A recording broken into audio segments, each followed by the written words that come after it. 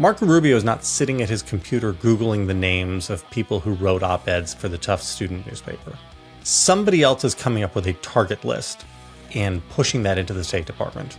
Who is that somebody else? Hello, everyone. It's JVL, and Sarah is out this week. I'm joined by Bill Kristol, and I don't know about you, Bill, but I feel like something has shifted this week, and I have gone from like DEFCON 4 to DEFCON 3 in terms of my concern about democracy. And it is the combination of the Christie Nome touring of the El Salvadoran prison and posing with prisoners who have been forced by their jailers to stand in a certain way for her. And then the arrest on the streets of Boston of a Tufts grad student for reasons unclear. Marco Rubio says that she wrote an op-ed in support of Hamas. Our friend Tom Jocelyn went and found the op-ed. Hamas is not mentioned in it.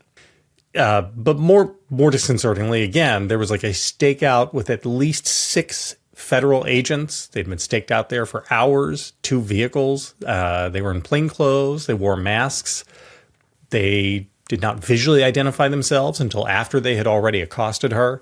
And the government then says that they shipped her to Louisiana before a Massachusetts court ordered them not to have her leave the state. But I don't know why we should trust the government's word on this. It's not clear to me. If the court says don't do this, and the government that says, "Oh, I'm so sorry, we already did that by the time we saw your order."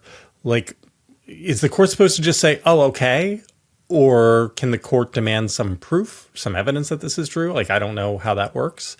And then last night we got word that a Russian scientist who appears to be, again, this is a little hazy, on a valid visa researching at Harvard, was returning to Logan Airport in Paris. Logan Airport, by the way, seems to be a hub for a lot of this stuff. And was detained by ICE, told that her visa had been revoked, initially told that they were going to ship her back to Russia. She is a Putin critic, though, and fears for her life, seems to have been sent first to Vermont and then to Louisiana. And again, I'm looking around for news on this, and I went to Fox because I figured, well, if we're going to get the administration's explanation from this, it'll be on Fox. And Fox has nothing. Nobody else has anything either. No allegations or reasoning for this. I don't know. This does feel like we've moved, again, in the course of 8 weeks, to secret police snatching people off the streets. And am I panicked on this? Is this me being hysterical and alarmist? No. Or if you're being hysterical and alarmist, it's because hysteria is sometimes correct in light of, people trying to do really bad things. And alarmism has certainly been correct in this Trump second term. This was a key argument with sort of the anti-Trumpers and others. And, oh, come on, the first term wasn't that bad. And A, it was bad. They rewrote history in their own mind. But B, a lot of us made the argument the second term will be different. The guardrails will be gone, the internal guardrails, such as they were, but they were there in the first term. I was so struck with the signal gate thing, as they're calling it, the signal text. In the first term, Jeff Sessions, Trump's original attorney general, recused himself, and then I guess Rosenstein appointed a special counsel to deal with a possible White House scandal, which was kind of what has happened in previous administrations, whether it's Clinton, Bush, all of them really, actually, since Watergate, and no one even thinks it's plausible, worth discussing at this point. Bondi, when she's asked about it, dismisses it and attacks Hillary Clinton. Kash Patel, the FBI, is doing other things than investigating, certainly with the law-abiding. He's worried about vandalism. He's worried about people keying Tesla Cybertrucks. Yeah, right, which is domestic terrorism. And that also, Elon Musk, just to kind of list all the things, Elon Musk on some interview, basically we, the government, are going after the people who are vandalizing Tesla why that's a federal issue and not just a state crime of, vandalizing or property damage or whatever is unclear. And we're going after the people who are telling them to do it, inciting them to do it. So now we're just going to make it in basically they're going to try to the federal government go after critics of Tesla or of Elon Musk. So the naked authoritarianism of that, the naked failure to even think about enforcing the rule of law by Bondi and Patel and others in the case of the signal tax, but in other cases as well. I mean, it's just ludicrous to think that. And then one other thing would be the Skadden Arps, the huge law firm, seems to be preemptively capitulating before there's an executive order attacking them by negotiating with the White House to avoid such an executive order. So all this news this week, plus what you've mentioned really on the immigration front. So the authoritarian impetus is stronger than ever and moving ahead. And the resistance is mixed. I would say there are a couple of other contraindications maybe, but the resistance is and accommodation. The resistance is low and the accommodation is high. So that's kind of what are those two things you'd want to look at? How strong are the authoritarians? How much are they pushing? Right. How aggressive are they? And how strong is the resistance and how much capitulation there is? And on both fronts, there's a heck of a lot to worry about. Yeah. I just don't see a way out of this, I guess. They're just going to lock people up. And there's some, I'm going to tape with George Conway later today. And I sent him like 40 legal questions last night. It was like, this is what's on my mind.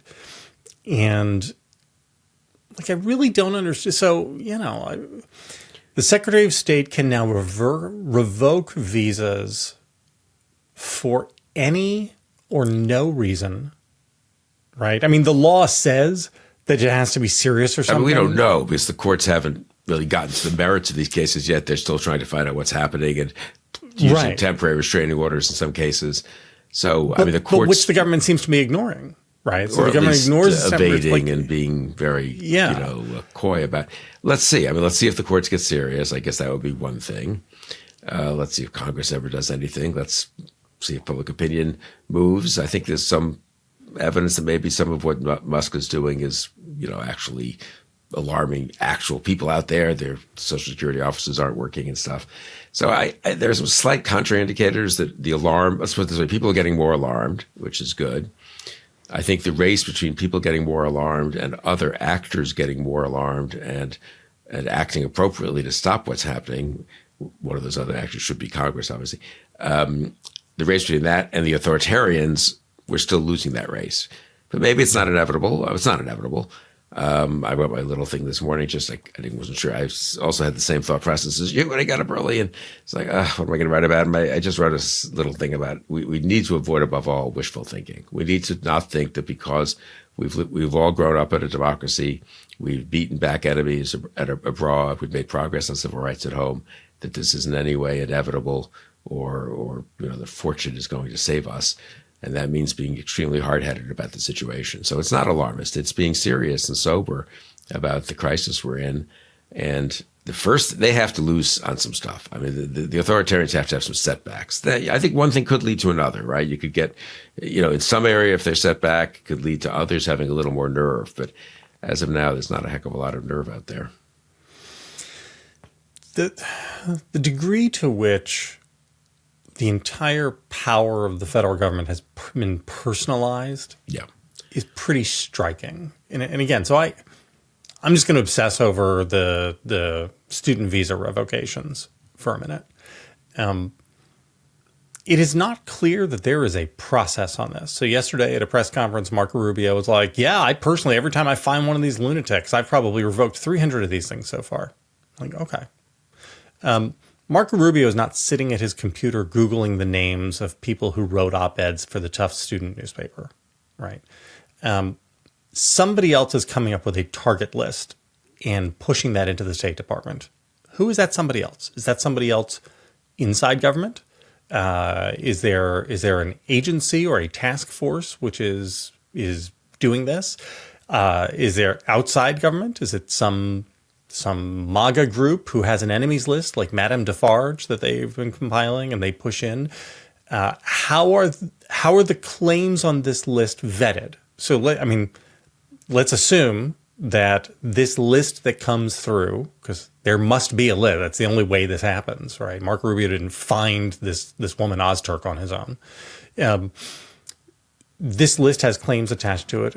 Who within the State Department vets that to make sure that the claims I think are we correct? know the answer to this to some degree. I mean, there was some reporting.